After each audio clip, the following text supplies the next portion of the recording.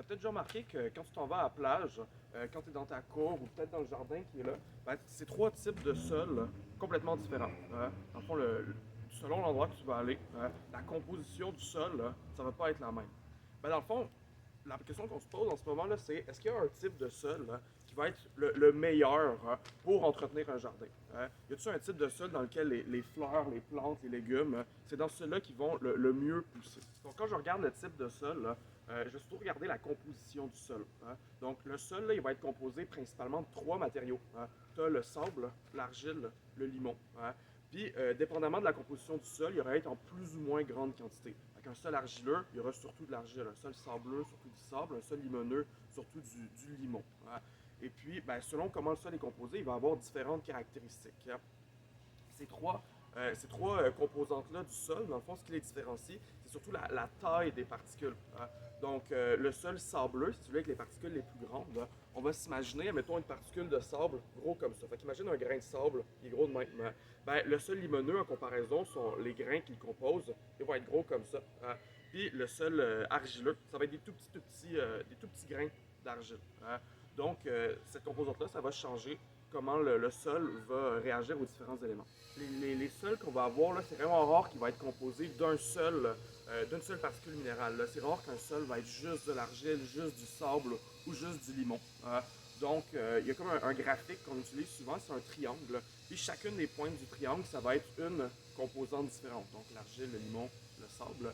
Puis ton sol, il va se retrouver à quelque part dans ce graphique-là.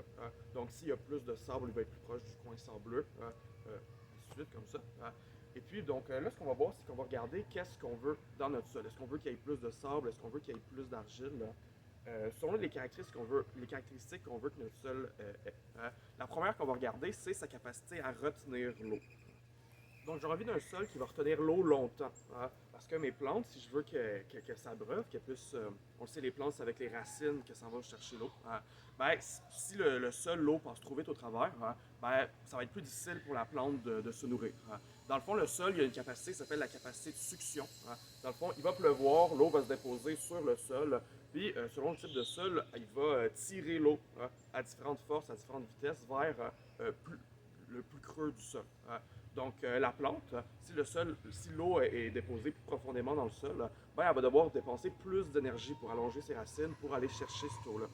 Et si l'énergie qu'elle doit utiliser est trop élevée, ben, elle va atteindre un point qui s'appelle le point de flétrissement.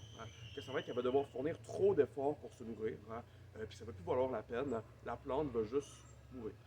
Donc, on veut que le sol retienne l'eau relativement longtemps. Puis pour ça, le meilleur sol, dans le fond, c'est le sol argileux. Donc, on se rappelle, l'argile, c'est les grains les plus fins.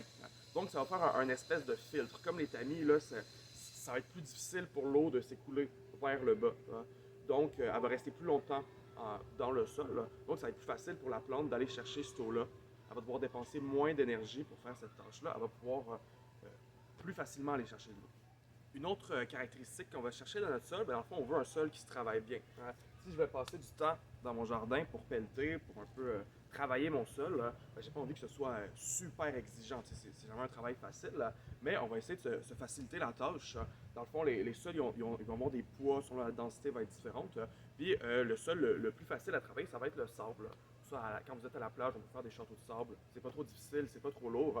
C'est parce que les grains, là, comme on a vu tantôt, c'est les plus gros. Donc c'est là-dedans qu'il y a le plus d'air, la densité est plus faible. Ça va être un peu le plus léger à manipuler, le plus facile à travailler. La troisième caractéristique qu'on va regarder, celle-là, c'est la plus importante. Ça va être le pH de notre sol. Dans le fond, la plupart des plantes, pas toutes, mais la plupart, ils vont pouvoir se développer dans un pH qui est qu'on appelle neutre. Le pH, dans le fond, c'est une échelle qui va de 0 jusqu'à 14, puis qui va déterminer l'acidité de notre sol. Donc, plus c'est proche de 0, plus c'est acide. Imagine comme du jus de citron, par exemple. Et puis, vers 14, ça va être très basique, donc l'inverse d'acide. Donc, mon sol, je veux qu'il soit le plus proche de 7 possible pour la plupart des plantes. Donc, mais là, c'est un peu difficile à avoir un bon sol pour ça parce que le sable et le limon, souvent, ça va être des sols qui vont être acidiques, surtout, alors que l'argile, ça va être des sols qui vont être basiques. Donc, on n'a rien vraiment qui va être pile poil exactement ce qu'on veut, là, un pH de 7, qui est le pH neutre. Donc, on va devoir faire des mélanges, dans le fond. ce qu'on a regardé, c'est vite certaines des caractéristiques, mais comme je l'ai dit tantôt, là, il n'y a aucun sol qui est juste argileux, juste sableux, juste limoneux. Hein. Ce qu'on va devoir faire pour avoir le sol parfait, dans le fond, la réponse à la question du début, hein, c'est de faire des mélanges entre ces types de terres-là. Hein. On va essayer d'aller chercher un type de sol qui s'appelle un sol loameux. Hein. C'est comme le mélange parfait de ces trois éléments-là. Hein. Donc, c'est un sol que tu vas toujours devoir travailler. Tu vas devoir partir de ta terre de départ. Hein. Tu veux que ce soit un peu plus acide, mais tu vas peut-être rajouter du sable ou du limon. Hein. Tu veux que ton sol soit plus facile à travailler, on rajoute du sable. Hein. On a besoin qu'il retienne un peu plus facilement l'eau. Hein. On va rajouter de l'argile dans la composition de notre sol. Hein. Donc, c'est comme un travail qu'on doit tout le temps effectuer. Hein. Tu ne vas jamais arriver dans un jardin, puis ça va être parfait dès le début, tes plantes vont pousser comme ça. Il faut regarder c'est quoi qu'on fait pousser, avec quoi on travaille, qu'est-ce que je peux faire pour le changer. Puis en plus, dans ce qu'on a vu, il y a plein d'autres caractéristiques du sol qu'on n'a pas discuté. Le sol, par exemple, il doit avoir des nutriments. Des fois, on va devoir mettre de l'engrais, on va devoir ajouter des minéraux dans notre sol.